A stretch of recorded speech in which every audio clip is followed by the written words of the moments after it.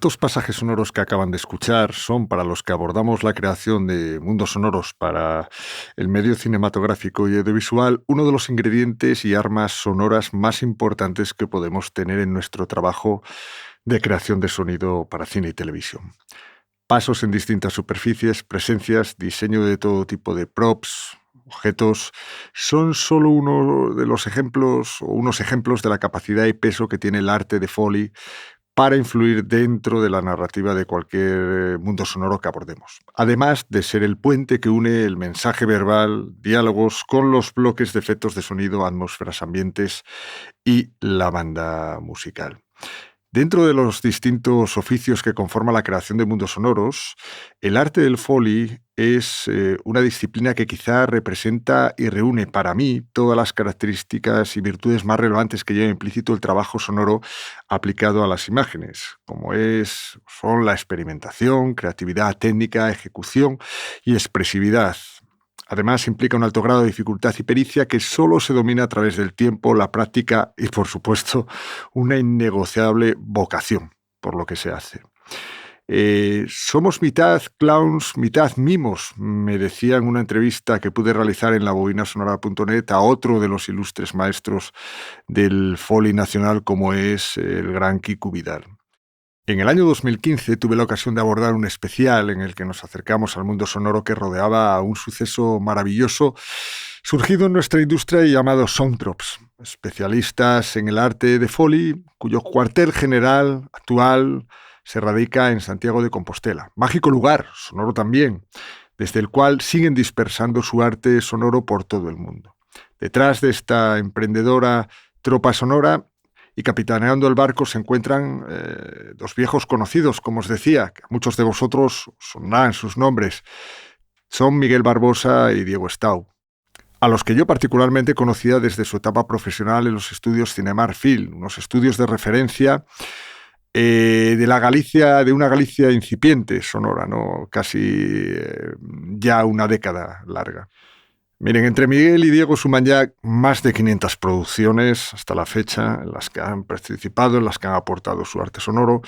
Pero esto es más que nada una anécdota, esto se puede consultar, porque la verdadera importancia de llegar a esas 500 producciones, o casi ya para 600 producciones entre los dos, es más que nada la manera de hacer las cosas, el sello que imprimen en su trabajo, ¿no? Su manera y enfoque único y particular de realizar el trabajo sonoro, que le ha valido el reconocimiento de su marca tanto en nuestra industria como fuera de ella, ¿no? Y eso es un valor añadido siempre para la proyección de nuestro país en el ámbito del trabajo sonoro cinematográfico, ¿no? Pues bueno, una larga década después y muchos momentos vividos y cambios acontecidos, volvemos a conectar con Diego y Miguel en esta nueva andadura y episodio del mundo sonoro primero para echar un oído hacia atrás y posteriormente para hablar del presente y futuro que aguarda a Soundtrop.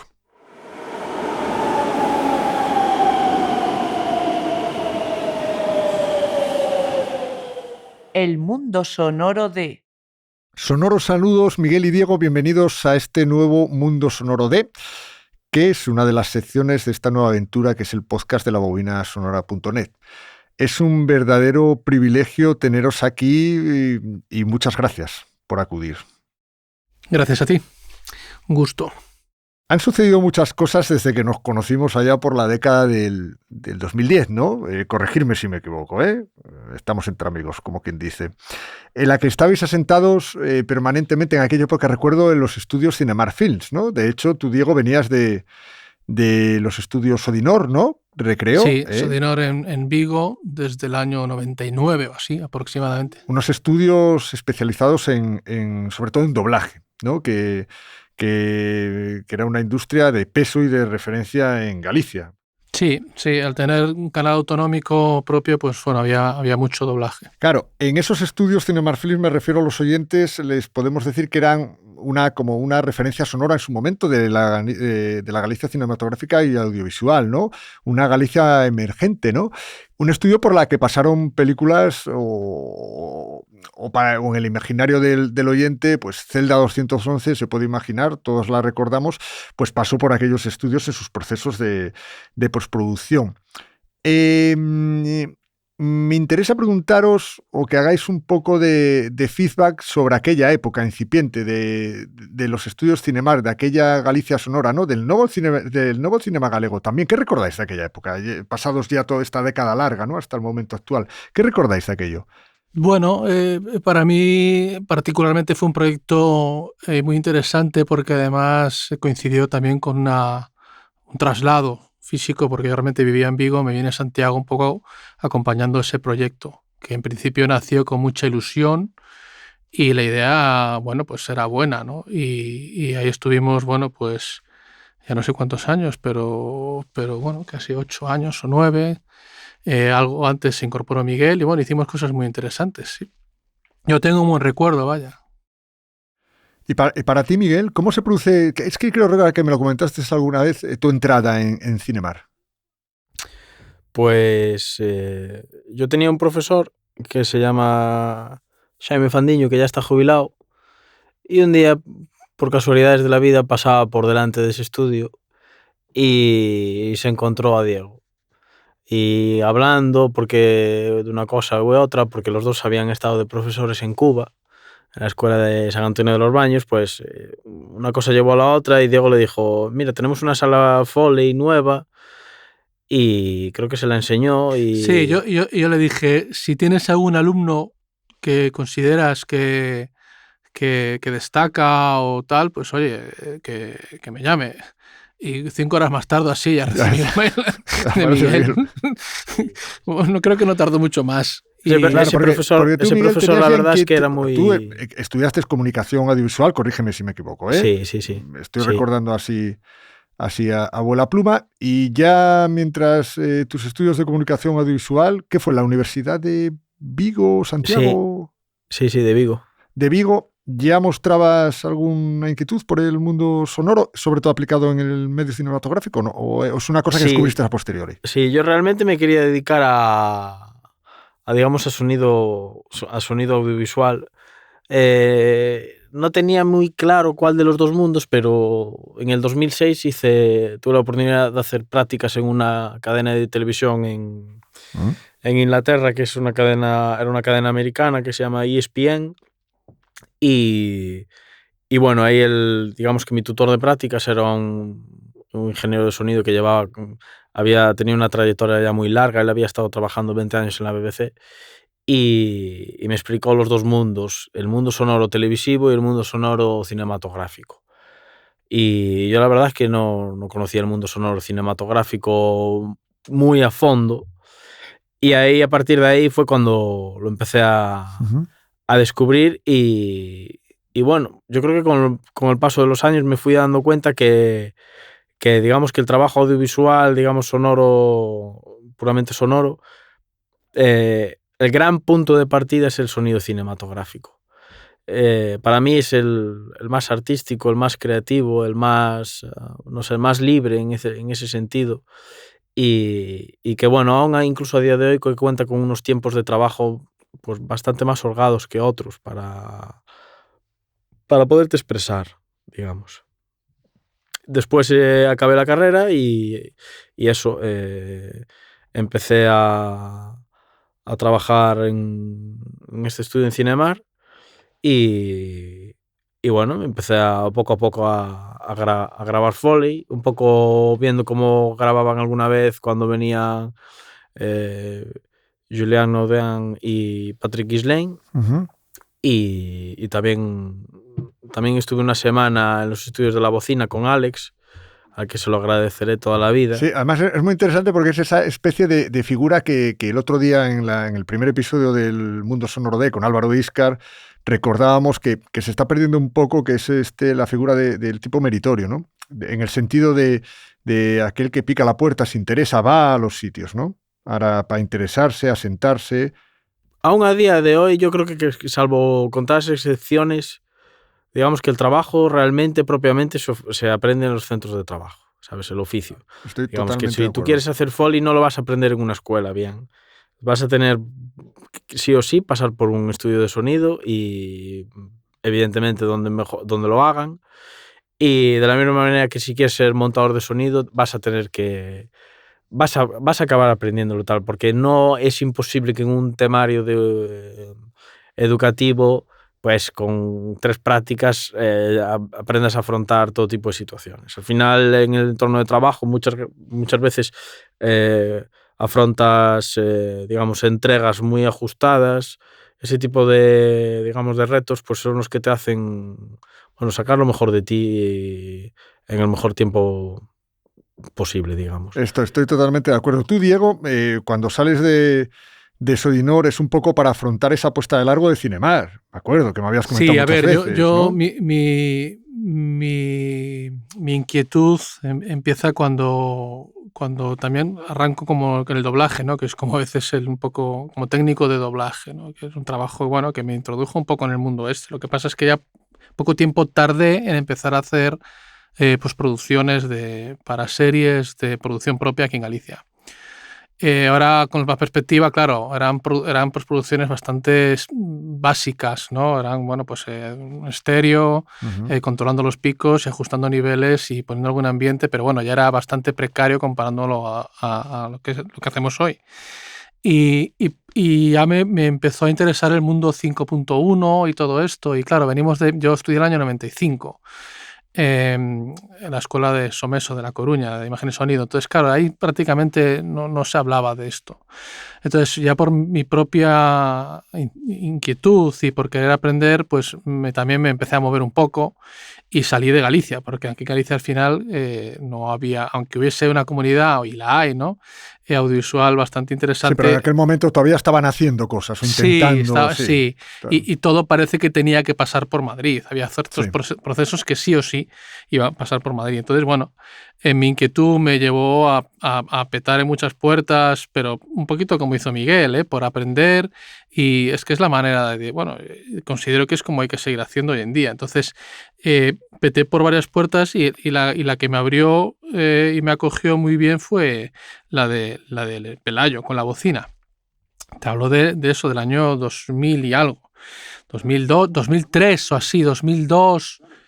Y él realmente me acogió súper bien. Y aparte, claro, yo no iba buscando trabajo, porque yo tenía un trabajo, ¿no? Entonces yo quería aprender cosas. Entonces mis vacaciones me las pasaba en Madrid con él y le hacía gracia. Decía, joder, estas vacaciones se viene. Pero no, es que realmente me interesaba. Pues eso, ¿no? Entonces fue como empecé a aprender, o sea, a enterarme de cómo funcionaba el mundo 5.1, que bueno, básicamente era eso, pues ver cómo lo hacían otros que ya lo hacían, ¿no?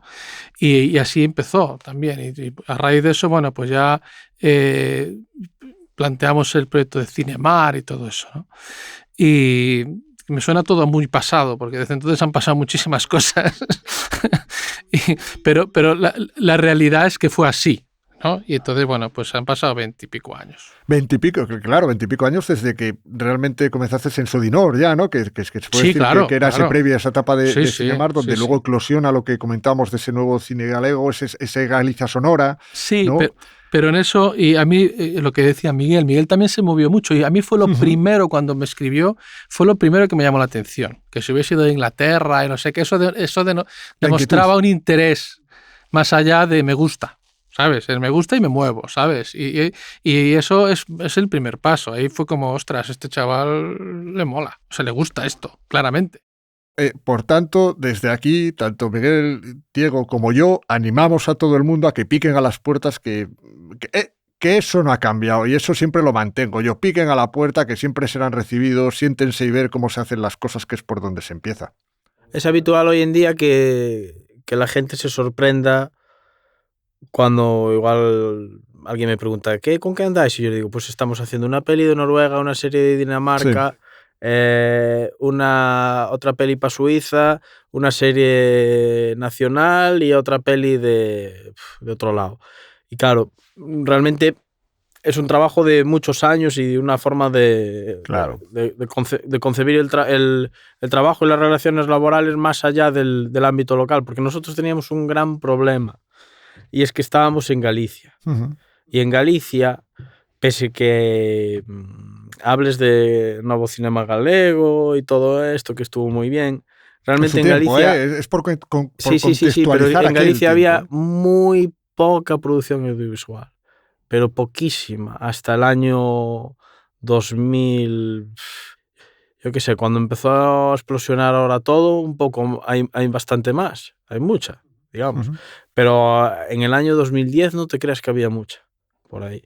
O por lo menos mucho que se exportase también, porque todo Sí. era producto como muy local, muy de Sí, muy TVG. local. No, pero estamos hablando de aquella época que me parece importante un poco a modo de retrospectiva, ¿no? De Sí, dónde sí, se viene también. Y qué es lo que... Ese inicio que me parece muy importante trasladarlo a las nuevas De hecho, generaciones. todo eso derivó en que, bueno, falta de trabajo ahí por el 2012 o así, 2013, y bueno, acabó en que, vamos, no acabó muy bien nuestra relación laboral con el anterior estudio. Déjame un momento, Miguel, porque es lo que a continuación iba a preguntaros, ¿no? Se produce en el 2012 vuestra salida de los estudios 13. de Cinemar. No, 14. 13-14, sí. 14, bueno, perdón, en 2014 también luego se produce, bueno, hay una serie de sucesos que os llevan hasta el momento en que se funda Sutro, como el viaje que hacéis por las Américas, entre comillas llamo yo sonoras, un poco para promocionar vuestro trabajo, porque tenéis pensado ya estableceros propiamente como un estudio dedicado al arte de Foley. Sí. Ya el nacimiento posterior de Soundtroop en su primera etapa, muy cerquita de Santiago, ¿no? En el pueblo de Brión. La puesta en marcha del nuevo estudio, ya en Compostela, que son hitos muy importantes que marcan un poco vuestras carreras hasta el momento actual, ¿no? Hablamos de hitos importantes, no hitos artísticos. Que sí, y vuelve a ser lo mismo, movernos. Quiero decir, si nosotros hubiésemos tomado la decisión de esperar a que sucediesen cosas... Sí, lo que me interesa ahora es esta parada de pregunta que os hago, que me parece muy interesante. Ahora echando el oído hacia atrás, ¿vale? Un poco, en vez de la vista, a mí me gusta hablar del oído, obviamente, hacia atrás, y que es una pregunta difícil, así, un poco también como para avanzar en este comienzo. Yo os pregunto qué ha merecido y qué no ha merecido, porque lo que ha merecido me diréis que sí, que es obvio, es una cuestión de que es obvio, si estáis aquí en este momento y vuestro trabajo es reconocido, es que ha merecido la pena ante todas las cosas, pero ¿qué es lo que ha merecido y lo que no ha merecido la pena durante todo este tiempo hasta el momento actual? Estamos hablando de... Vamos a poner desde cuando convergís los dos con vuestras personalidades en Cinemar hasta este momento actual en que Soundtroop ya está establecido como uno de los grandes centros de referencia, tanto a nivel de la industria española como europea y por qué no también mundial, del arte de Foley, ¿no? Contarme. Pues ha merecido mucho la pena el viaje constante y, digamos, la inquietud por conocer diferentes mercados y por conocer sobre todo también cómo hace otra gente las cosas, y quedarte con un poco de aquí, un poco de allá. O sea, nosotros solemos tener la forma que tenemos de grabar nuestra, tú como bien sabes, es con acústicas naturales. Vale. Esa forma realmente nosotros no la hemos inventado. Eso es un estilo que es característicamente dominante en Francia, pero por ejemplo en España, yo el único estudio que conozco que lo hace es La Bocina. Y no es casualidad que ambos hayamos visto cómo trabajan franceses en sus respectivos estudios donde hayan estado. Yo vi cómo se trabaja de esa manera por parte de los franceses. Vi también cómo trabajan, por ejemplo, los estudios de Foley de Estados Unidos, que es un Foley, digamos, más clásico, ¿sabes? Con un micrófono solo, de vez en cuando un poco de perspectiva, pero no mucho más allá, que es un poco como el estilo de diálogos que se graban hoy en día, que suenan todo bastante in your face. Limpios, industriales. Exactamente. Y a mí me gusta mucho el sonido natural, ¿sabes? O sea, pude ver las dos vertientes en su máxima potencia y en su máximo nivel, y nosotros seguimos apostando por la vertiente más, digamos, francesa. O sea que una de las cosas que te ha merecido la pena de todo este recorrido es ese movimiento, ese ver modos de trabajo también de experimentación que aportan al final el sello. Que no quiero decir que una sea mejor, que no quiero decir que una sea mejor que la otra, ni mucho menos. Simplemente que a mí mi forma de hacerlo me parece incluso más divertida, más satisfactoria y más, no sé, más recompensante. Cuando le damos play a una secuencia y que realmente funcione, es que eso es una maravilla, ¿sabes? Es que estás escuchando y dices, Dios mío, es que casi a veces digo, casi no me creo que lo hayamos grabado nosotros y que suene así. No es por ser presumido, pero Ya. es maravilloso. Y sin embargo, si grabas, digamos, secuencias de exterior, es un poco más clásico, que ahí no tienes que andar con acústicas ni nada. Ahí me parece, digamos, un poco más, digamos, más fácil de hacer, porque no está esa labor del técnico de decisión arriesgada de cuánto moja la señal, digamos. Y desde el punto de vista de lo que no te ha merecido la pena, vamos ahora con Diego que nos cuente, ¿qué no te ha merecido la pena, Miguel? Pero ya no hablo desde el punto de vista laboral, sino también personal, ¿por qué no? Es decir, en todo este trayecto siempre ha habido sinsabores y algo que no te haya merecido la pena. No lo sé, pero lo que sí que estoy orgulloso es que ahora tenemos un equipo de trabajo, somos 5 en total, y en eso hemos ganado calidad de vida. Sí, a ver, dentro, o sea, es difícil, echando la vista atrás, pensar lo que no mereció la pena. Yo no lo sé. Yo te diría que no mereció la pena los tiempos en que lo pasábamos mal. Claro. Es decir, pero eso no lo controlas tú. Pero yo qué sé, si pienso en un resumen vital de histórico, pues digo, bueno, pues al final sí que mereció la pena. O sea, no el hecho de pasarlo mal, pero bueno, todo es una experiencia en la vida. No mereció la pena, yo qué sé, los cabreos o ese tipo de cosas. Bueno, es también una fase de aprendizaje también. Sí, no, total. O sea, al final total. el mundo está lleno de refranes y siempre lo que se dice de no hay mal que por bien no venga es... Sí, a ver, nosotros sí que es verdad, o sea, no nos podemos olvidar que hemos currado mucho, y tenemos ahora como una estructura súper interesante, como que ya va bastante rodada, ¿no? Entonces, claro, si digo, hostia, mereció la pena, claro que mereció la pena, porque hace 20 años, evidentemente, ni hacíamos lo que hacemos ahora, ni teníamos esta calidad de vida que nos podemos permitir. Es decir, hemos conseguido, Miguel y yo, algo que al tener un equipo ya más amplio, pues si uno de los dos no puede venir un día, no pasa nada. Y cuando Miguel y yo empezamos, teníamos que estar los dos siempre, ¿no? Miguel y yo hemos trabajado sábados y domingos durante una época intensa. Entonces, es verdad, lo importante y lo difícil que es ese equilibrio, ¿no? Claro, entonces hemos conseguido eso que ahora mismo, bueno, pues evidentemente, claro, al tener ya más empleados y no sé qué, la responsabilidad también es mayor, ¿no? Claro. Entonces requiere que la empresa esté constantemente trabajando. Por ahora ese equilibrio es favorable. Entonces, y a nivel personal, bueno, también, claro, tenemos familia, tenemos niños y todas esas cosas, y bueno, pues hace que estemos mejor que antes. Pero también hay que mantenerlo. También la responsabilidad es mayor y también te quita un poco más el sueño cuando antes a lo mejor sobrevivías con menos, ¿no? Es decir, ahora te requieres que esto se mueva mucho más. Sí, es verdad, porque al final esto se acaba convirtiendo, como siempre mantengo yo, en una forma de vida, para bien y para mal, y hay que saber encontrar ese equilibrio, ¿no? Sí, pero realmente básicamente la diferencia básica es que hace 20 años estábamos aislados geográficamente y nadie nos conocía. Pasado ese tiempo, ahora seguimos aislados en el sentido de que seguimos estando en Galicia, pero estamos súper conectados. Claro, con los nuevos tiempos que además que permiten esa conectividad y las formas de trabajo han cambiado mucho también, pero no entonces, solo en todos los procesos, ¿no? Eso es lo que ya más o menos Miguel y yo lo vimos hace tiempo, que eso era posible.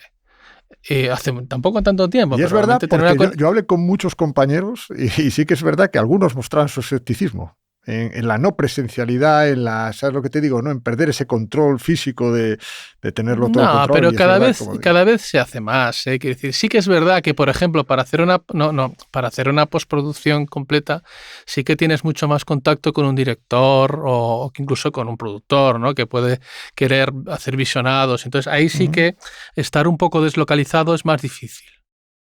Pero bueno, hace poco hicimos una película con la directora en Lituania, ¿sabes? Y no pasó nada. Se pudo hacer. Entonces, y lo que pasa es que el Foley sí que es verdad que el Foley, como el contacto lo tienes generalmente con el editor de sonido, esa distancia, no se salva mejor. Sí, no es tan fundamental, a menos que pueda requerirlo puntualmente un supervisor o etcétera, ¿no? Oye, volvamos al nacimiento de Soundtrock como tal, que se produce, corregirme, 2015 como tal, ¿eh? Hablamos ya de Soundtroop, la idea de O Soundtroop. 2014, no sé. 2014. 14 quizá. ya mismo, ¿no? Vale. Después del periplo de los Cinemar, decidís emprender y ejecutar pues, una suerte de idea de estudio que ya teníais en mente y exclusivamente al arte de Foley, ¿no? Básicamente lo que queríamos era... Yo me veía con... No sé cuántos años tenía, 30 justos o 29, 28, por ahí. Bueno, yo era bastante joven. Y yo no me podía ver con toda la vida por delante, estando en el paro, ni con trapalladas de eso. Yo sabía que tenía que trabajar y lo mejor estaba por venir y así fue. Al final nos lo montamos por nuestra cuenta y teníamos el know-how necesario de cómo, sobre todo el criterio ya formado de cómo nos gustaría que sonase tal.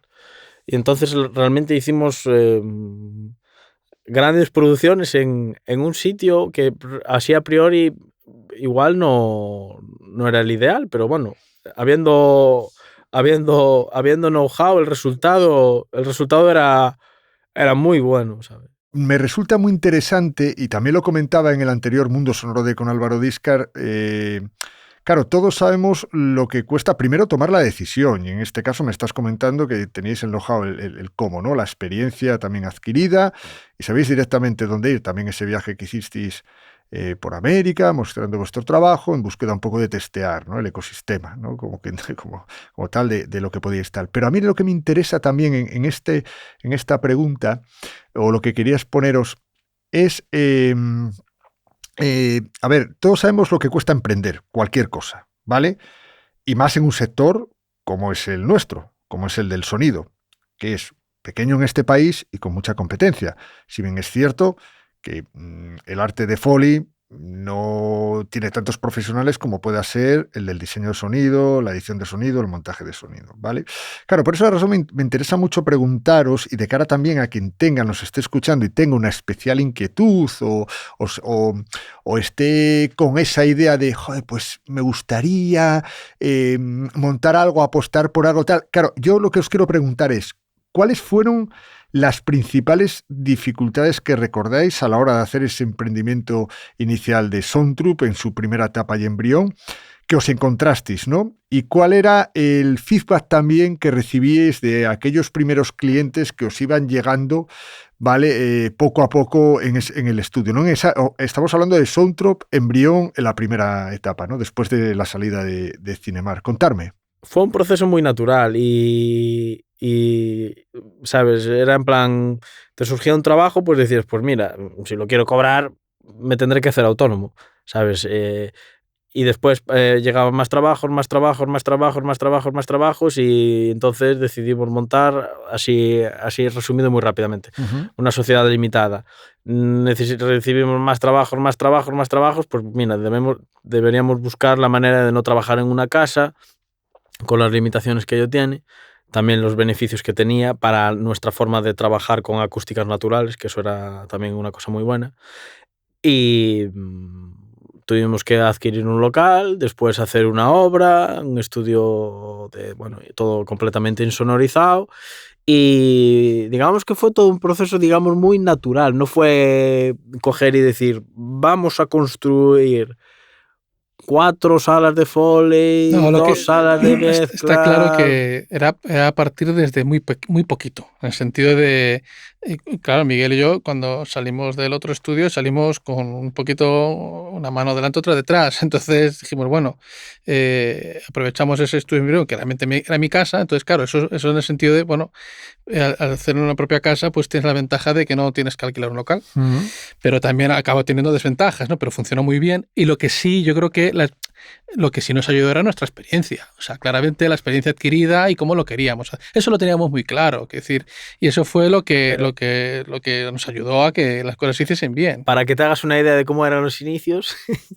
al principio la imagen donde grabábamos, la imagen que teníamos de referencia para ver lo que grabábamos era la propia televisión de mi salón, ¿sabes? Que yo me la llevaba a casa de Diego para poder... Qué bueno. Para poder Bueno, porque claro, tienes que grabar con imagen, evidentemente. O sea, que ese era el nivel. Evidentemente ahora tenemos pantallas hasta solo nos faltan el cuarto de baño.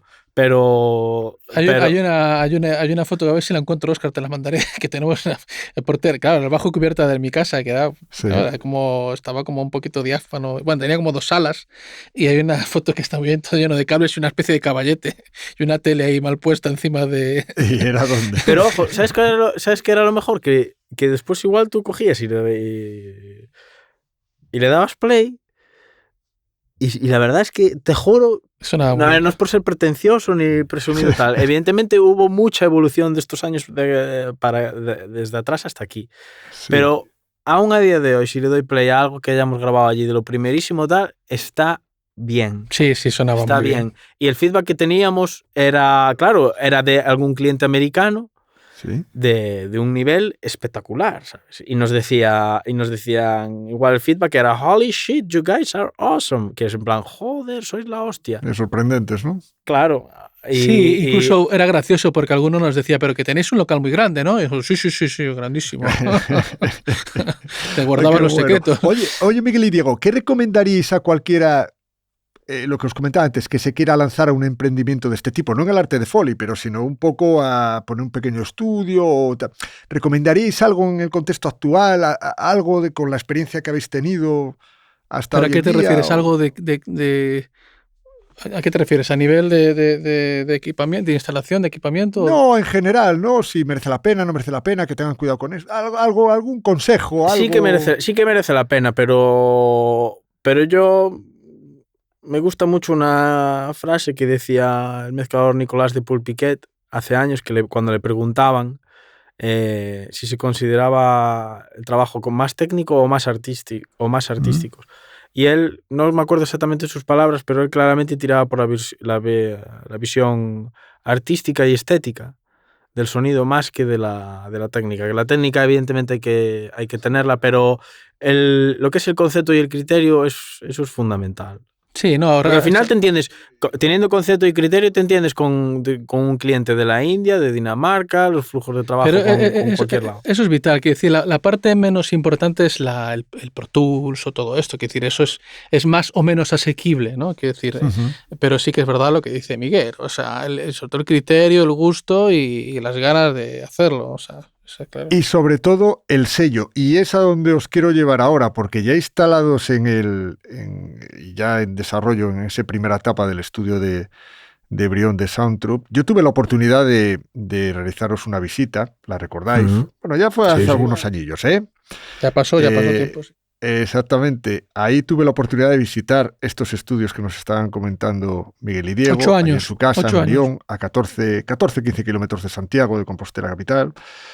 Y en esa entrevista que os pude realizar, fantástica, pasamos un rato hiper maravilloso, y ahí pude observar bien en detalle cómo realizar su trabajo, el ecosistema que rodea todo su trabajo y cuál era la idea. Y hubo una cosa que me llamó muchísimo la atención en aquella entrevista y que me fijé nada más entrar en el sitio, y era, no sé si recordáis, la tele que teníais obviamente no es la época del caballete que me decís, con la tele que se traía Miguel de casa. No, ya no eres.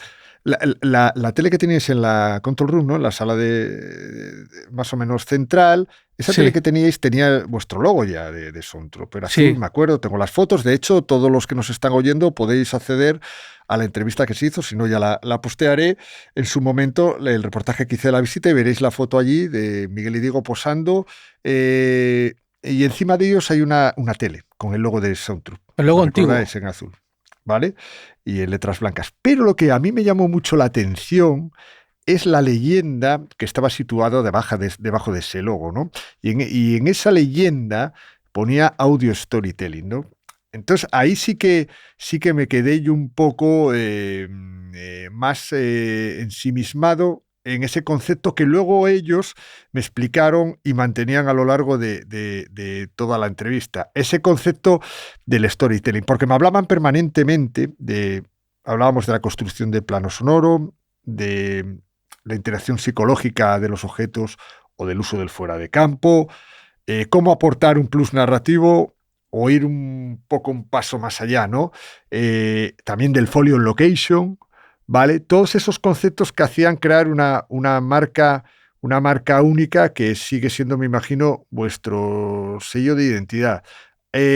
Hablando un poco de estos conceptos dentro del arte de Foley, ¿no? Que al final es lo que comentaba ahora, son vuestra marca de identidad, ¿no? De hacer las cosas, ¿no? Sí, sí. Te refieres bueno, es evidentemente la marca de identidad a nivel de Foley, a nivel de Claro, postproducción. Es no, decir, no, y pero, a nivel, ojo, pero- no de Foley, porque es verdad que hay sí, que decirle a los oyentes que Soundtron no solo es el arte del Foley, son servicios no, integrales. hacemos postproducción, aunque Claro, nuestro... hacen servicios integrales de postproducción. Entonces, bueno, eso se traslada a todo lo que es un sello, que es el audio storytelling, ¿no? Que siempre está permanentemente. Vuelve un poco a lo que nos lleva, a lo que nos conduce aquí, a los que estamos ahora aquí reunidos. Quiero decir, es el sonido como vía de narrativa, ¿no? Es decir, no simplemente el hecho si hablamos de Foley, de grabar pasos porque se ven ahí, sino grabarlos de una manera determinada y dar una intención a todo lo que hacemos. Es contar historias, es decir, es la narrativa. Es un poco la base, pero vuelvo a lo de antes, es porque es como entendemos este trabajo, por eso nos gusta y nos apasiona, y no simplemente no es tener un Pro Tools, ¿no? O tener un micro, o tener un previo, es qué hacer con eso, ¿no? Es contar cómo narrar con el sonido. Básicamente, es un poquito, a ver, es un eslogan, pero básicamente es eso, es decir, se pueden contar muchísimas cosas, que no hace falta verlas, ¿no? Y pasó, el sonido es súper sugerente, y ahí estamos nosotros para aportar desde nuestra propia propio trabajo a nivel de folio, de postproducción, es eso, ¿qué queremos contar con el sonido? A ver, es un eslogan que suena chulo, pero es que es la realidad, y por eso nos dedicamos a esto, no simplemente por tener un Pro Tools y tal. Por eso me remito a lo de antes. El que quiere dedicarse a esto es un poquito para intentar aportar algo, sino básicamente, que decir, es lo que al principio, cuando empecé hace 20 y tantos años, era un poquito más difícil, porque bueno, casi tenías que salvar, ¿no? Cuando las producciones que se hacían en TVG en los años 2000 o así, las que podía hacer yo, casi era un trabajo más de salvar, intentar que fuera inteligible y eliminar ruidos, y era una cosa más técnica, ¿no? La capacidad de poder contar y narrar así, con la experiencia y con la calidad ahora mismo que hay en todo, pues es más fácil, ¿no? Pero ya desde un principio la idea era eso, era usar el sonido como herramienta narrativa. Que es la marca de Soundtrop ahora, pero ya que... Claro, esos son objetivos que para nosotros son innegociables en lo que pueda ser el diseño de sonido general, ¿no? Pero lo importante que es en el arte de Foley, ¿no? Es decir, ahora podemos escuchar Foleys mucho más narrativos, con mucho más cuidado y estudio, que a lo mejor antiguamente, que era una situación más sincrónica con respecto, no se iba más allá, ¿no? Y eso es lo que quería trasladar un poco en la pregunta y a los oyentes, ¿no? Cómo ese audio storytelling que yo vi en aquella leyenda se mantuvo hasta el tiempo, abarcando todos los servicios que ofrecéis. Mirad, escuchad, Miguel, en el año 2016 yo hice una deliciosa entrevista también para la sección que tengo en el blog, que es Al Otro Lado. Es una sección que recordaréis que acerca un poco a los compañeros profesionales de Hispanoamérica, ¿vale? Sean editores de sonido, montadores, artistas Foley, etc. Y yo hice una entrevista en el 2016, como os decía, a un reconocido artista de Foley chileno, que tú bien conoces, Miguel, que se llama Ivo Moraga, y tú también, Diego. Sí, amigo. Conocéis, ¿vale? Y me contaba esto en la entrevista, ¿no? Me decía, para poder explicar el Foley usamos la siguiente analogía. Dice, hacer Foley es como comprarse un traje a medida con un calce, que quiere decir con una talla perfecta, ¿no? Con un encaje perfecto, ¿no? Dice, muy distinto es comprarte un traje que fue confeccionado bajo una producción masiva. Con esto relacionaría al Foley de librería. Todos pueden tenerlo sin diferencia, y eso no es arte. Yo os pregunto, ¿qué es lo que pensáis que diferencia al arte del Foley de restos de procesos sonoros para llamarlo arte? ¿Vale? ¿Qué pensáis que es lo que diferencia al arte de Foley? Para empezar, que tú, cuando haces Foley para una película o para un proyecto en particular, esos sonidos son absolutamente customizados y solo servirían exclusivamente para ese proyecto. Es tan customizado que yo llevo más de 310 producciones o 320 y no se me pasaría nunca por la cabeza usar pasos de aquí, pasos de allá, objetos de aquí, este vaso, tal, porque al final siempre suelen suceder, claro, cuando llevas 300 y pico producciones hechas, más o menos, pues hombre, las producciones siempre suelen ser, digamos que se pueden repetir secuencias o estilos. ¿Sabes? O sea, en película de policía, pues gente en una oficina con el tema policial, con su background de teléfonos, máquinas de escribir, tal, en función de la época y tal. Pero incluso así, o secuencias de hospital, carritos pasando por ahí, tal, incluso así, no es lo mismo reutilizar ni coger de otros lados, ¿sabes? O sea, el Foley es efectos de sonido customizados a la enésima potencia, pero vamos, desde la ejecución hasta la grabación. Es que para mí no lo veo de otra manera. Otra cosa sería un anuncio publicitario, una cosa así muy, muy rápida, muy pequeña, tal, que ahí pues el editor que quiera, pues que use lo que quiere, pero el arte del Foley como tal se lleva haciendo así toda la vida y se sigue haciendo así. Una, es más rápido y dos, es más efectivo y más creíble. De hecho, a mí cuando escucho, cuando la cosa que más me repatea es cuando escucho efectos de librería que son puramente de Foley. Como por ejemplo, alguien se sienta, alguien coge un papel, alguien abre una puerta así un poco tal. O sea, es que ahí como que le falta... lo escuchas y dices, ya estoy escuchando la librería. Y no le tiene... Y es que le metes tú el toque de Foley y es que cambia completamente. Es que no tiene nada que ver. Y yo pienso, joder, y es que es más rápido, queda mejor, es más efectivo y es que no, es que es incomparable. Diego, una pregunta. De todas las producciones que recordáis que hayan pasado, mira, iba situarlo en la primera etapa, pero yo voy a decir en todas, ¿no? Ya sé que es hiper complicado, es decir, en la primera etapa de Sontro y en esta segunda etapa donde estáis actualmente en Santiago. ¿Qué producción podéis recordar, ¿vale? Con más cariño o que os haya tocado de una manera especial, en que el concepto del storytelling, del audio storytelling, en todo el proceso, sea una postproducción o sea un Foley, me da igual, las dos valen, lo hayáis podido llevar a un nivel superior o diferente a lo que creíais? O sea, todavía un paso más allá. Y es complicado porque, os digo, de todas las etapas, Yo te diría que el de relativamente hace poco, bueno, fue, mira, justo hace relativamente poco, bueno, ya pasó un año, sí. Pero justo hace un año, o sea, justo yo estaba en Madrid mezclando una peli que en vez digital, 2 semanas, de una producción gallega muy pequeñita, que se llama O Corpo Aberto. Te hablé de ella, me imagino. Sí, la vi. Donde yo de los proyectos que recuerdo también es porque es muy cercano, otra porque el productor es muy amigo mío, la gente que la engloba la tengo un cariño especial, pero sí que es una producción donde el sonido ya sugería muchísimo desde el propio guión y había cantidad de conceptos sonoros que ya estaban marcados y que ya estaban de los que ya se estaba hablando del propio guión, ¿no? La propia directora fue curioso porque era su primer largometraje de ficción de género de terror y ella tenía muchísima inquietud por el sonido, empezó a leer muchas cosas de sonido, de hecho tuvimos conversaciones previas al rodaje. Y entonces, claro, le tengo un cariño especial porque además de que el proyecto era muy bonito, sonoramente muy bonito, la película era muy interesante, se aunaron muchas cosas, como era trabajar con gente a la que aprecio muchísimo, y que me dieron los recursos para poder finalizarla como considerábamos que había que finalizarla. Decía, mira, un proyecto pequeñín, pero vamos a hacerlo bien.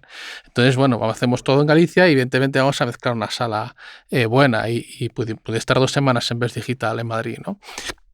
Que fue una gozada. Y un proyecto que además no llegamos al Atmos porque, bueno, desde la distribuidora consideraban que no era necesario, que no aportaba nada. Pero sí que la mezclé en 7.1, que me fui al máximo que podía hacer.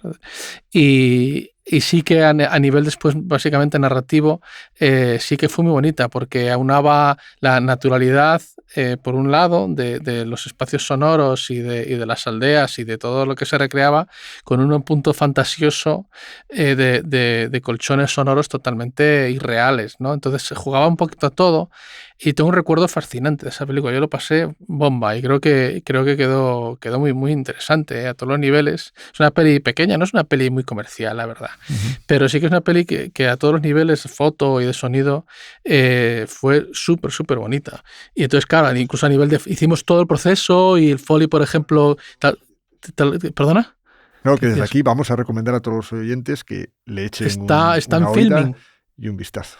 Efectivamente. Es de Ángeles Huerta, la directora. Ángeles Huerta. Asturiana. Asturiana, sí, bueno, lleva muchos años en Galicia, es medio gallega. Por echar ahí el camote. Miguel, ¿la tuya? ¿Alguna en especial? Me suelo quedar casi siempre con las recientes. Bueno, porque voy como que le voy poniendo mucho énfasis a los proyectos actuales. Pero sí que de las últimas películas más, digamos, que tuvieron de reto pudo ser la última película de Alice Rohrwacher, La Quimera. Ahí es una película muy coral y se dan multitud de situaciones muy naturalistas, muy laboriosas, porque se trata de un grupo de arqueólogos, entre comillas, y van apareciendo por cuevas, por grutas, aparecen excavaciones, aparecen todo tipo de situaciones, y la verdad que es una película que me encanta. Después también me encanta mucho, por ejemplo, el trabajo que hicimos en Matria. Al final es un trabajo muy... Se nota que bueno, que está hecho por gente de aquí, con mucho cariño, muy cuidada, y bueno, quisimos plasmarlo hasta la enésima potencia. De hecho, uno de nuestros compañeros, Kevi, es de la zona, es arausano de toda la vida, cambadés. O sea que si a él le parece que está bien y él lo da todo, pues hombre, es una satisfacción. Y después, ¿qué más películas así? Por ejemplo, la última de Paco Plaza, que aún no se estrenó, Hermana Muerte. En esa sí que es una película en la que tuvimos total libertad para jugar con acústicas, porque sucede mucho en un convento. Y ahí, digamos que aún no la había acabada, pero son secuencias en las que el Foley es importantísimo, ¿sabes? O sea...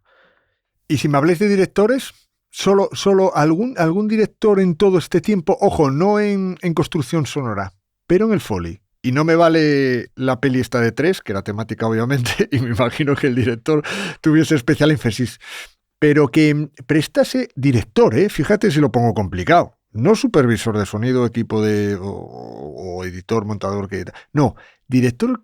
¿Hay algún director que os hayáis topado que haya tenido una especial atención al proceso del Foley?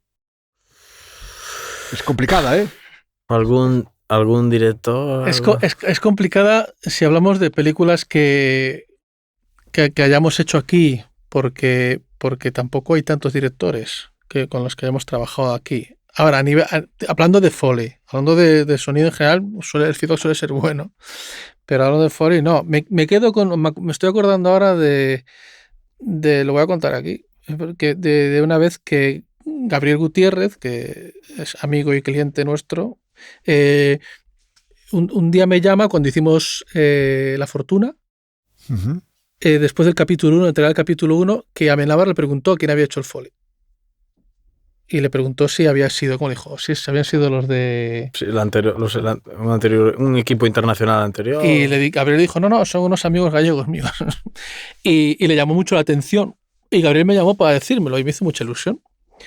Que el propio Amenábar, que es un tipo muy exigente, ha hecho mención especial. Me acuerdo ahora, porque es una cosa... Bueno, estoy enlazando lo de director y Foley. A ver, seguimos siendo una parte del proceso que a veces es muy desconocido para Sí. algunos. Entonces, por eso digo que... Pero esa me llamó la atención, me hizo ilusión que lo dijese y me hizo ilusión que Gabriel nos lo pasase, ¿no? Sí. Claro, por eso hago esta pregunta, porque es un área tan de background detrás, o sea, tan Sí, es muy de estar detrás del todo. que sigue siendo muy desconocido esto, o sea, para muchos Claro, que mola profesionales. mucho escuchar eso, ¿no? Que un director pues se muestre, no sorprendido, pero que gratificado por el trabajo que pueda realizar un departamento de Foley. Una cosa que me interesa mucho preguntaros es sobre el tema de actualmente de los supervisores de sonido y los equipos de postproducción con los que trabajáis. Vosotros trabajáis tanto con equipos españoles como extranjeros, obviamente. Actualmente, de cuando comenzasteis al momento actual, fruto también de los cambios tecnológicos, ¿hay mucha diferencia en las sinergias de trabajo entre vosotros y los equipos actuales de postproducción, de los supervisores? ¿Ha cambiado de alguna manera o sigue siendo más o menos las mismas sinergias de trabajo? Cuando hablamos de Foley, generalmente como nuestro inmediato escalón superior es el editor de sonido, suele ser bastante directa la conexión. Quiero decir, ahí no suele entrar el departamento de coordinación ni nada, o de supervisión. Cuando hablamos de postproducción total, entonces sí, quiero decir, ahí, por ejemplo, yo lo noto en las series de televisión, o sea, series, por ejemplo, hicimos para Portocabo, hicimos Rapa, tanto la 1 como la 2, y ahí sí, el papel del coordinador es fundamental, porque ahí estás, que decir, tienes a veces varios capítulos abiertos a la vez y tienes que mandarle cosas al músico, recibir de uno de otro, que si el VFX, que si pa' aquí para allá, que si deliveries. Entonces ahí sí, básicamente, ahí no cabe duda que el papel es fundamental del coordinador. Una figura muy importante en la actualidad, el coordinador. Total, y a veces un poco desconocida, ¿sabes? También, pero yo, el coordinador, que en este caso era Juan Galva, con el que trabajé para Rapa, era una persona con la que hablaba, no digo todos los días, pero muchas veces. Abordaremos en su momento aquí en el Mundo Sonoro de la figura del coordinador de postproducción, que me parece muy interesante y es una figura relativamente temprana en nuestra industria. No crean ustedes que ha existido siempre. Miguel, te voy a preguntar una cosa, a ver qué me comentas. Va dirigida con flecha a ti. A ver, hoy en día os dais cuenta de la ebullición que estamos viviendo con la IA, ¿no? La inteligencia artificial, ¿vale? Y también viene un poco arrastrado por toda esta especie de programación y software que sale para el diseño de sonido de múltiples elementos. Hay muchas empresas que han sacado paquetes tanto pues para diseñar incluso sonoridades de coches en tiempo real, de 1000 cosas, ¿no? Y también de Foley. Hay paquetes de software donde se puede afrontar el arte de Foley, que pueden estar muy bien para según qué cosas y en determinado instante. Pero claro, ahora estamos también con la inteligencia artificial y el miedo que puede dar eso en todos los aspectos, ¿no? Y ya han salido algunos software específicos que han aplicado esta técnica. Miguel, desde el punto de vista del Foley, de lo que ya conoces y lo que pueda estar por venir con estas nuevas tecnologías, ¿cómo ves este nuevo escenario que se puede abrir y el impacto a futuro de los procesos del arte del Foley? Cuéntame tu opinión, me interesa mucho. No sé, de momento lo veo bastante lejano. Se dijo también en su día que con la llegada de los samplers que se acababa el Foley, y no lo dijo cualquier gente, lo dijo gente que estaba detrás de equipos de como pelis como Toy Story o así. No fue así. Se habla, hubo sobre todo este año, parece que ya está pasando un poco el miedo, el temor a la inteligencia artificial, que hubo así como a mitad de año antes, digamos antes de Navidades o por ahí, estaba la cosa muy loca con el tema de ciertos softwares como el Respitcher o así tal. A ver, ojalá, si puedo descubrir un software que me lo haga todo y yo me quede sentado en casa, pues, hombre, sería maravilloso, pero creo que me va a tocar hacer Foley. Ojalá, porque si no sería la muerte del arte. arte. Hasta el final de mis imagino, días. ¿no? No, bueno, yo ojalá. Yo soy un poquito más escéptico. O sea, yo he pasado la época esa de crisis gorda y ahora tengo menos miedo, pero a mí el miedo que me da es que yo creo que va a ser difícil que haya una herramienta que lo haga muy bien, pero sí que habrá herramientas que lo hagan. Y el momento que haya herramientas que lo hagan, puede ser que haya ciertas producciones que les valga, por el mero hecho de que, como les da igual, ¿sabes? Que decir, ese es el miedo que yo tengo. Que decir, que como ya hay una herramienta que aunque no sea tan bueno, porque va a ser difícil que sea tan bueno por el storytelling, básicamente, porque decir, hay ciertas cosas que va a ser muy difícil que una máquina las pueda inventar, porque no deja de haber cierta creatividad que es humana, ¿no? Todo llegará, que yo tengo ciertas dudas con todo, pero Lo digo sí porque que va todo muy rápido, ¿no? Claro, el problema sale es software que nuevo, cosas nuevas. A mí el miedo que me da es que cuando hay una herramienta que más o menos lo haga, habrá muchas producciones que básicamente lo usen, porque total les da igual. Quiero decir que el cariño por el Foley lo tenemos nosotros y no todos, o sea, y nuestros clientes, evidentemente, por eso nos llaman, pero hay mucha gente que le da igual. Que si todos sabemos que hay productos y productos. Yo creo que le quitas el elemento humano y es. Pero como en todo proceso, como en todos los procesos sonoros de postproducción, claro, es lo que diferencia, ¿no? Y es un poco lo que te decía cuando escucho algún efecto de sonido de librería, en plan un personaje escribiendo, firmando o sentándose en una silla, levantándose. Se nota ese tipo de cosas. Sí, no, al final, cuando lo escuchas de librería o cogiendo un vaso, apoyando, es que se nota. Sí, pero claro, que no decimos que haya ciertas cosas, ciertos productos que puedas aplicar este tipo de cosas, ¿no?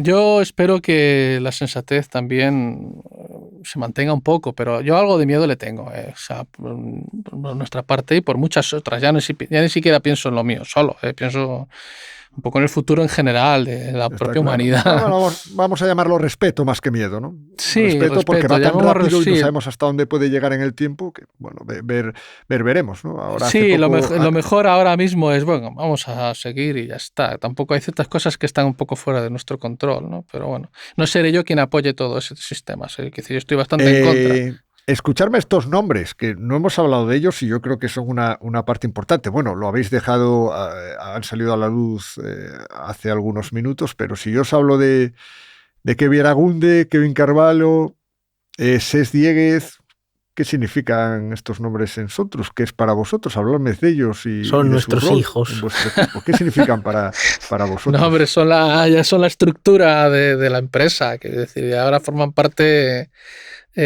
vital, porque bueno, Kevin Agunde lleva con nosotros prácticamente todo el tiempo. Sí. O sea, al principio de una manera... Bueno, es que Kevin lleva conmigo todo el tiempo. Kevin estudió conmigo en el año 95. Entonces, claro, el cariño personal que nos tenemos es muy grande porque es un amigo. Y a nivel profesional, pues claro, lleva con nosotros casi desde el principio. Al principio venía un poquito de apoyo y ya forma parte ahora mismo casi de... Bueno, es una persona por la que pasa toda la edición y la supervisión, ¿no? Un poquito hace de todo y todo lo hace bien. Y después Cés Dieguez y Kevin Carvalho, bueno, pues son los que llevan con nosotros 3 y 4 años, o 2 y 3 años, ¿no? 2 y 3 años. Y son gente, claro, con menos experiencia, pero muy vital y con muchas ganas. Con toda la energía, ¿no? Toda la energía y siempre todo a favor. Y la verdad que tenemos suerte de un equipo súper integrado y nos llevamos bien y lo pasamos bien y todos implicados. Sí, yo a todos los oyentes he de decirle que yo los conozco, son gente maravillosa y son hipercurrantes y además con un factor creativo también muy interesante, cada uno de ellos, ¿no? Es lo que dice Diego, ¿no? De Kevin Aragunde, que todo lo que hace lo hace bien, además con una dedicación y una pasión que es fundamental en este oficio. El tío es un currante nato, aparte que tiene un plus más allá también artístico fenomenal, como artista de Foley también. También. No dejemos de verlo, que no solo es editor, mezclador, supervisor, no, sino artista de Foley también. Y gran carpintero también. Miguel, ya para terminar, cuéntame, después de estos 12 años, ¿en qué harina sonora está metido los Soundtroop actualmente? Vamos a poner a los oyentes un poco en la actualidad. ¿En qué estáis metiendo las manos sonoramente? ¿En qué proyectos? Sí, un poquitín, lo que nos puedas contar o lo que nos puedas... Sí, pues mira, hemos arrancado una peli danesa, estamos haciendo... Pues que me cuesta pensarlo, así tengo que acordarme del calendario. Estamos acabando una serie sobre sobre tráfico de armas en España. ¿Qué más? Estamos acabando una película con un animalito, un pingüino. Muy graciosa. También mucho trabajo. Me imagino, ¿no? No, animación. Imagen no, de es imagen vale, correcto. ¿Y qué más? Acabando una película vasca fantástica también, quedan algunos flecos. Hoy en día siempre van quedando flecos por el tema de efectos visuales y... Claro, mira, eso es una pregunta que se me quedó en el tintero también, que me parecía muy importante, pero bueno, que era el tema de cómo afectan hoy en día los tiempos, cómo afectan, es decir, la producción es mucho mayor, pero los tiempos, así como los presupuestos, también van encajándose muy poco a poco y los tiempos son muy cortitos, ¿no? ¿Eso os afecta en la actualidad de alguna manera determinante a cómo se afectaba antes? ¿Notáis ahí que, bueno, hostis... Tenemos un lema... Tenemos un lema que suele ser, bueno, al final siempre zafamos, pero porque cuando se dan situaciones así, pues bueno, en confianza hablamos con el cliente y no es que le digamos, es que no lo queremos hacer, ni nada, es que o no se puede porque no se puede, o vamos gestionando las entregas así un poco, pues un poquito para ti, otro para otro para tal. Pero mira, hablando de los VFX, ahora mismo estoy... y de la coordinación, a veces que falla un poquito, o porque los tiempos no... Está bien exponerlo y decirlo, sin miedo. Sí, mira, pasó una cosa, es que justo estoy ahora con eso. O sea, la serie Rapa se estrenó hace ya un mes y pico. Sí. Y me han mandado una lista de fixes ahora mismo. Y de 4 fixes. Uno de ellos lo voy a obviar porque no tal. Y hay otro que es verdad. Y la broma de esto es que yo ya en el estreno, cuando fui en el Teatro Jofre en el Ferrol, ya me llamó la atención. Y esto era que hay un accidente, hay un coche que impacta contra una valla y se desploma. Y eso todo era VFX. Entonces yo trabajé con una versión. Que la última versión que tuve fue con la que trabajé. Yo cuando fui al estreno dije, uy, esto está raro de sincro. Esto no está bien de sincro. Y claro, ¿qué pasó? Que la última versión de todas de VFX tenía una modificación. Entonces me mandaron un fix conforme eso iba. Hay 10 fotogramas de retraso entre la versión tal. Entonces al final, claro, me da rabia porque no era cuestión de problema del audio. Era que la imagen que yo tuve no fue la definitiva. Eso pasó a posteriori del trabajo entregado y deliveries y todo hecho. Y fue bueno. Entonces ahí, claro, afecta. A veces afecta. Pero bueno, ha sido puntualmente esto, Por eso os comentaba que con los tiempos que hay hoy en día, la premura de todo, ¿no? Del calendario de publicación de estrenos, etcétera, que bueno, me imagino que todos los tiempos de las postproducciones se están reduciendo y eso... No, y cada proyecto se abre 20 veces y se vuelve a revisar y hay versiones V7, V15, V20 y claro. Bueno, pero ya está, nos hemos acostumbrado. Eso es lo que tiene. Bueno, pues Miguel y Diego, hasta aquí este nuevo episodio del Mundo Sonoro D, en el cual hemos vuelto a entrar en el mundo sonoro de esta maravillosa Soundtroop, capitaneada por Diego y Miguel. Arte de Foley desde Compostela hacia el mundo. Joder, después de 12 años, ya cómo pasa el tiempo. Me cago en la leche. Sí, oye, tiene más años la bobina sonora, ¿eh? Sí. ¿Él, perdón? La bobina sonora que tiene más años. Tiene pues casi los mismos años que cuando yo fui a visitar Cinemar en un tour maravilloso que me dio Don Miguel. Sí, verdad. que todos los oyentes pueden repescar esa entrevista. Joder, Total, y ya total. llovió. Ya llovió. Del maravilloso tour que me hizo por esos estudios, que claro, que yo cuando entré aluciné, tío, porque ver aquello en Santiago de Compostela, la verdad que llamaba mucho la atención, ¿no? La atención como tal. Eso, recordar, dentro de la bobinasonora.net, entrevistas con Diego y Miguel, que tuve el privilegio también de hacerlas por separado. Visita a los estudios Soutro en Brión. También a los estudios Cinemar. Bueno, hay un trozo muy grande de Miguel y Diego en la bobina sonora, como no podía ser menos, a los que también agradezco durante todo este tiempo las deferencias que han tenido conmigo, con esta iniciativa, con el cariño que me han tratado siempre, y que era bueno un poco revisitar esa carrera de década larga ya y lo que les queda, porque son sinónimo de calidad sonora exportable desde nuestra pequeña industria hacia el resto del mundo. Diego y Miguel, toda la suerte del mundo, que se os quiere mucho en la bobina sonora y que por cientos de folies más. Muchas gracias, Óscar. Gracias Bien. a ti por todas estas iniciativas que tienes, que tienen mucho mérito y nos conectan. Pues muchísimas gracias. Espero Muchas que gracias a ti. vosotros lo leáis, como que dice, Por y lo supuesto. escuchéis en esta nueva aventura Asiduos, del podcast ¿no? de la bobina sonora. Y a todos los demás, bueno, espero que disfrutéis de este nuevo episodio y hasta la próxima. Un abrazo sonoro. Chao. Chao.